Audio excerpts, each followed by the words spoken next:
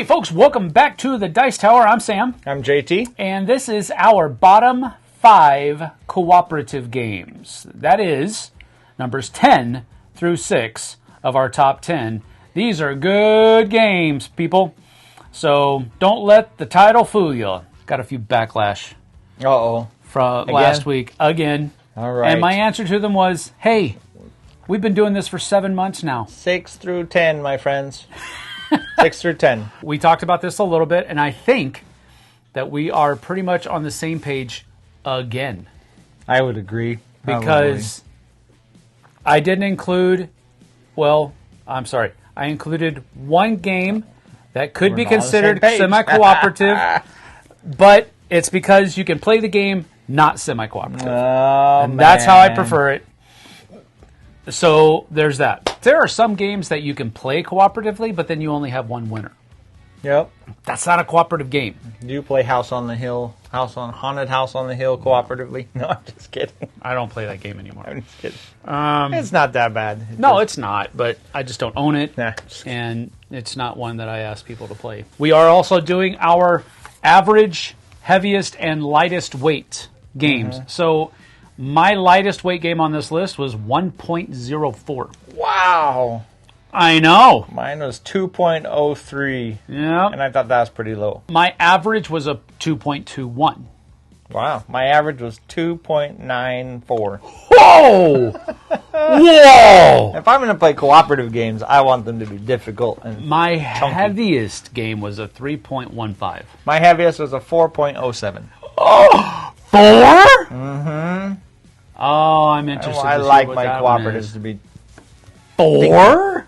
thinky. Yep. Oh my goodness! I want to have fun while I'm playing cooperative too. games. Apparently, I thought we'd be closer. shoo-wee mama! I don't think so. Golly! All right, well here we go. Our bottom 5. That is numbers 10 through 6. Cooperative games. Let's hit it. All right, my number 10 is a 1. It's the lowest weighted one on my entire. It's a 1.04, and it's a party game. Barely squeaked on because it is one of the only party games that I will actually encourage people to play at an event. I'll join in if other people pick party games, but if somebody asks me to pick and they say pick a party game, this is probably the one that I'm going to come up with. Just one. Just one. That is correct. Number 10, that's another reason why I had to re-say this, because that's exactly what I was thinking. I was like, my number 1 is Just One. But anyway, Just One is a great, fun little cooperative party game where you are collectively trying to give one-word clues so that the person who is the active player can give a one-word answer that matches the word that's on the card that they chose. Yep. And it is so much fun trying to get into that like group think of trying to not write down the same word that somebody else writes down, because if that happens, both of your clues are disqualified and aren't shown to the active player. I really enjoy this game. And the cool thing about it is you don't really even have to follow the rule book as far as scoring is concerned. You have to go a certain number of rounds for everybody, and then you only have 13 cards, I think, 12 or 13 cards that you get through. And how do you win? You just you don't win. Well, you don't win. There's no winning or losing. They give you a graph based on to gauge how well you did, based on how many cards you got right. So there's not really a win condition. It's largely a game activity rather than an actual game. And it's cooperative. It's not competitive, so who cares about winning? True. True, I suppose. That's my number 10. Just One. A really simple card party game, and it's cooperative, and it's fun. So I wanted to mention it. There you go. My number 10 only takes 2 players. Sky Team. Sky Team. I knew it! My number 10, Sky Team from Scorpion Mask. It says it's a 2.05, so it's right there at my lightest. The only reason people put it at 2.05 is because they only play the first couple of scenarios. So if you play deep into the scenarios, it might not be quite as easy, but quite as light. But regardless, Sky Team is a great game. I love to play this game. It's just so good. Like I said, it feels like trick taking with dice almost, where you're doing like a cooperative thing of kind of a back and forth with those dice placement, and you're just trying to land a plane. And it's easier said than done. It won a ton of Dice Tower awards this year. Got to fly around the mountains, get the planes out of your way, duck and weave, make sure you put all the wheels down before you hit the ground. You just got to have a nose gunner to get those planes out of the way. And that's going to be like the third expansion. No, I don't know. But Sky Team's a great game. That's a good one. Super fun co-op. Yeah, that's very fun. Very fun. All right. Good pick. All right, my number 9. My number 9 goes up to a 2.28. And I was actually surprised at how heavy the Geek had weighed this game, because I can see it, but it's a cooperative version of another game of mine that I really enjoy called King of Tokyo, and this one's called King of Monster Island. Now, this one's lower on my list. I will say that it has the potential to go higher on this list after I get some more plays of it in, but right now my initial impression is I really enjoy this as a cooperative game. I don't know that I like it better than King of Tokyo, but as a cooperative game, it's exactly what I want it to do. Yeah. You have, at a point in the game, you have variable player powers, because everybody, after you've rolled some of the, I can't remember the face of the dice now. The star, the experience. The experience. You can recruit one of the special teams, which gives you your special abilities throughout the course of the game. And so once everybody's done that, everybody is a little bit different than everybody else. And I love variable player powers. I love the dice rolling mechanism that King of Tokyo has always had. And you just get more of it in spades. On top of that, the monster is also rolling its dice and firing off its dice and its minions. And we're all collectively fighting against this person. And it is, or rather being, it is challenging, but it's not impossible. Yep. And that's the kind of cooperative game that I like. You feel like you could win the entire time until you lose. That's the kind of stuff that I like. Have you lost this? Yes. Oh, we haven't lost it yet. Yeah, well, I'm teaching it to a lot of new people. I took it to my mom's house. We played it with all the kids multiple times. But yeah, super fun. It's one of those things where I just really enjoy it. I think they, for a cooperative version of King of Tokyo, they knocked it out of the park. I agree. I like it a lot. Yeah, I like it a ton. The fact that you can bank the dice for other people, that's freaking totally cool. Yep. I really enjoy it. Very good. That's my number 9, King of Monster Island. That is a great game. My number 9 is a card game where you got to read everybody's minds. No, it's not the mind. It's called The Crew, Mission Deep Sea.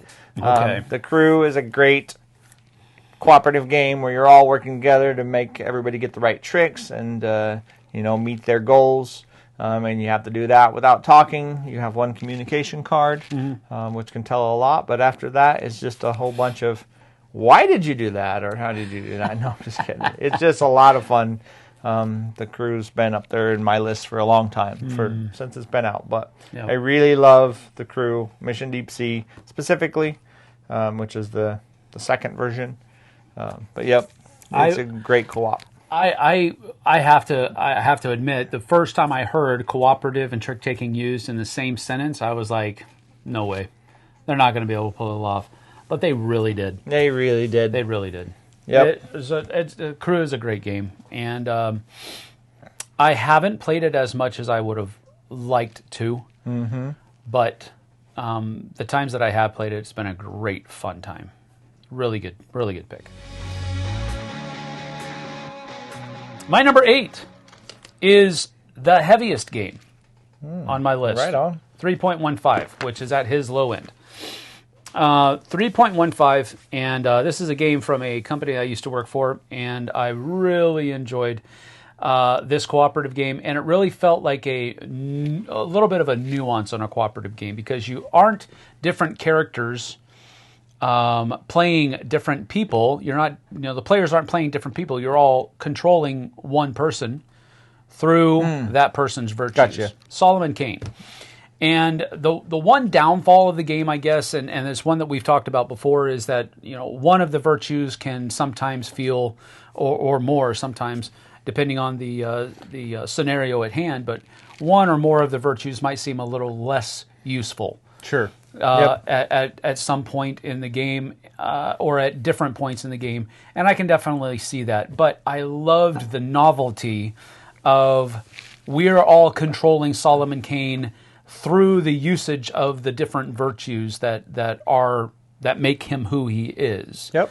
And I really enjoyed that aspect of it. I loved the aspect of the spiritual realm. There's a spiritual realm, there's a physical realm, and they can interact with each other.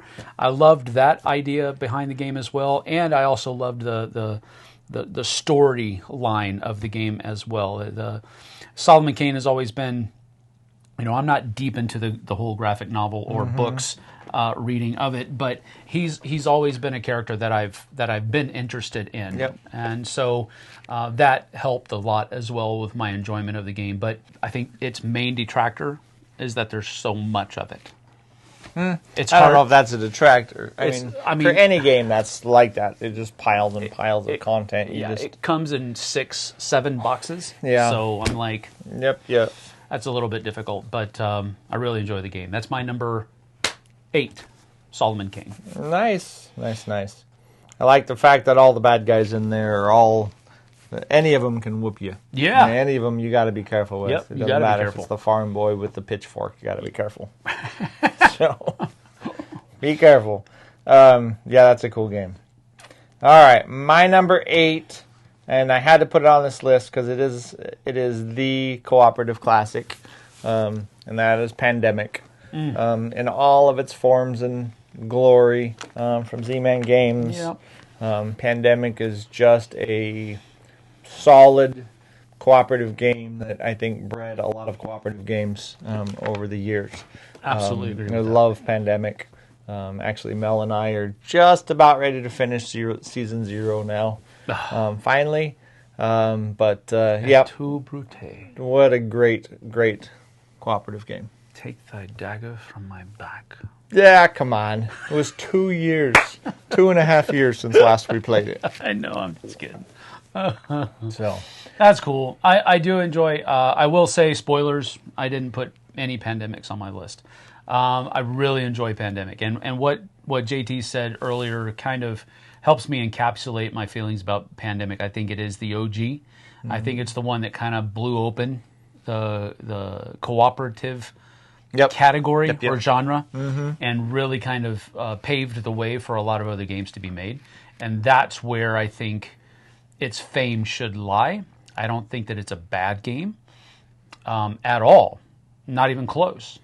But I think I enjoy so many other games more than. I did write Pandemic Iberia down as a possibility for my list, because that's my favorite Pandemic because of the historical nature of it. But definitely paved the way. oh goodness. I'm sorry I'm boring him. I just yawned. Man, I'm sorry about that. All right, my number 7 is our first crossover. Already. Yep, what do you think it is? Sky Team. Yep, it's Sky Team. Now, I don't have as much experience with Sky Team as as you JT don't. does. I think I've only played 4, maybe 5 of the episodes. I know we played it a bunch that one time when you we brought it played it over. several times. We played it several times. I think we played 4 or 5 times. So that's the only experience that I have with it. But I was one of those that voted for it on the cooperative category at the very least for the Dice Tower Awards. So I'm definitely okay, I think, with putting this on my list. And it is a fun game, and it is a super cooperative game. If you, it's the only way you can win. You've got to work together. You got to work together. You cannot win otherwise. I bet you I've played this 40 times. I don't know how many, but at least. Dude, my goodness. You need a life. I know. No, you do have a life because you're playing it with your wife. Yep. That's good. That's good. I really do enjoy this game. It's great, and it's so thematic as well. I know it doesn't seem like it should be. You're Sure, but rolling if you're dice and playing cards, right? Yeah. So it's like, if you're chatting and everything else, it's definitely thematic. yeah, super is. I love it. I think it's a great one. Everything JT already said about it, so I won't belabor the point now. But that is my number 7, Sky Team 2.05. Nice. My number 7. Now, I did have to be careful not to, because cooperative games, there's lots and lots of campaign games that could fit in there. So that was really hard because you could just take 10 campaign games and Sure. But I had to include this one in particular because it's such a cool game, and this is Oathsworn Into the Deepwood. What is that? 3.66 on GGG. I don't know if that's accurate or not, but it's from Shadowborn Games. Oathsworn is a really cool game where you're playing in 2 phases. One of the phases you're either in the woods or you're in a town or whatever else, and you're trying to figure out what's going on. You're whatever big bad monster might be coming, or there's something happening in the city that's, I don't want to do any spoilers, but that's bad. And you're trying to kind of negotiate that. You're trying to maintain your equipment. One of the craziest things about Oathsworn is after every battle, you're going to lose equipment. So you have to continue to replace and upgrade and your equipment as you go, which is a difficult task in some ways. And then after you're done with that phase, then you're going to go to a boss battle type phase. And you don't know what that boss is until you open the box. You don't know what their mechanics are until right away. So it's just this really cool back and forth. You're trying to cooperatively figure out what's going on in town or whatever, and then you're at the same time trying to cooperatively beat some big old boss. And it's really freaking cool. Yep. It's one of those things where I think, there is that it is a campaign game, but it doesn't necessarily always feel that way. And again, I've only played it a little bit, but I wasn't consumed with this idea that it was a campaign game. No, right. But it definitely has that ongoing storyline, and I really enjoy that. But I love the fact that it also just feels like it's one of those boss battlers at certain points. Yep. But at other points, you're definitely trying to figure out what's going on. So I love it. It's a good pick. My number 7, Oathsworn Into the Deepwood. Well done, sir. The last one for this list, my number 6, is a game that has Vincent Dutrait artwork. Uh-oh. Yeah. It's 1 of 400. That narrows it down. Is there only 400? I don't know. I think there's probably more than that. But that narrows it down. This one is a logic game puzzle where you have to figure out a bunch of different symbols to unlock a gate so that people can get off of this planet that has a moon crashing into it. Boy, it's not ringing a bell. Rising 5, The Runes of Asteros. Haven't played it. It's a really neat. Has a really cool app assist. It's an app assisted game where you don't necessarily need the app, but the app makes it cooler because you can actually put your phone on there, and it has all of the things that is underneath the phone on the phone. And it's making sounds and noises, and it's keeping track of all of the different combinations that you've already tried to put in there to get it right. Yeah, that's cool. And basically, you're trying to figure out the combination of characters that are in this. It only has, I think, it's 3 to 5 parts, I think. 3 to 5 symbols. I can't remember if it's 3 or 5 or 4. But anyway, there's a certain number of symbols that you have to figure out. You have to get the symbols in the right order in order to unlock the gate and save the planet and whatnot. I really enjoy this game. It's very fun. You have to take times to go out and see what these different things can do at these different sites on the board. And then you have to battle the monsters that are there that are protecting those secrets. and some of these different places will help you. It's just a really fun game. It's a great cooperative game. It's pure cooperation. This one's been on my want to play list for a long time. Okay. Yeah. Well, we'll try to get it to the table because I think you'll enjoy it. But I'm pretty sure I will. We'll see. That's my number 6, Rising 5, Runes of Asteros. All right, my number 6 follows in the same vein as my last game, unfortunately. No, I just couldn't leave it off this list because of how fun it is as a cooperative, and that is ISS Vanguard. ISS Vanguard is much like Oathsworn in the fact that you have 2 different phases. One of the phases is you're on your ship, the ISS Vanguard, and you're trying to manage what you're researching. You're trying to, take care of your guys in the med bay, whoever gets injured, stuff like that. You're trying to do these researches. You're trying to upgrade stuff. You're trying to build equipment. And then you're going down to planets. You have a overarching storyline of what's going on, but you're planet hopping planet to planet, trying to figure out what's going on with the story. But you have to send your team down to the planet to explore it and try not to get killed. Star Trek the board game. You can't say that. Yep. No, I'm just kidding. but yeah, you're sending your teams down to the planet, try not to get killed, and yeah, it's just a great cooperative game. Mel and I play it with 2 divisions each. Our 4 characters go down to the planet, and now I know why your average weight was so high. This one's just from your last 2 games. Yep, these 2 are high. 3.66 for this one as well. So wow, man. Yeah. Heavy lifter indeed. Well, that is our 10 6 through 6. That was quick. That was super quick. That's okay. We got 10 more games that are really good coming up. We only had 9 games on this one. That's because true. We had 1 crossover. By the way, how many more crossovers do you think we'll have? I don't know. 1, maybe. Well, 2, I suppose. We should have 2 more. 2 more? You Yeah. think so? Yeah. We should have 2 more if you have a good list. I'm thinking maybe 1. All right. I'm thinking maybe 1. And I don't even think you like that one very much. Oh, no. And I think the second one that could be a possibility, I don't think it's on your list. Oh, I think you missed some things then. Maybe so. Maybe so. Or I just don't have as much experience with them as you do. No. Because that's what a lot of these, like I haven't played ISS Vanguard, so that's off. I've only played Oathsworn once. Yep. And I really, really enjoyed it. But I've only played it once, and it's such a beefy game, I didn't want to put it on there. I don't know. All right. We'll have to see. Well, that is our bottom 5 cooperative games. You can go over to our channel called The Flipside of Board Games and check out our top 5 because it went up at the very same time that this one did. So leave us a like and some comments here. Then head over there, watch the rest of the video, and give us a like, subscribe, and leave us some comments over there too. And we'll let you know what we think. Let us know what you think.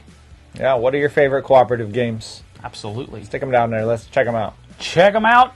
There's a lot of really good cooperative games. There absolutely are. Cooperative games are my favorite genre, and these are really the cream of the crop for me, but it doesn't mean that there aren't any ones outside of this that aren't good. I like a lot of cooperative games. Yep, agreed. All right, we're out of here. We'll see you guys and gals on the flip side. Take care. See you later.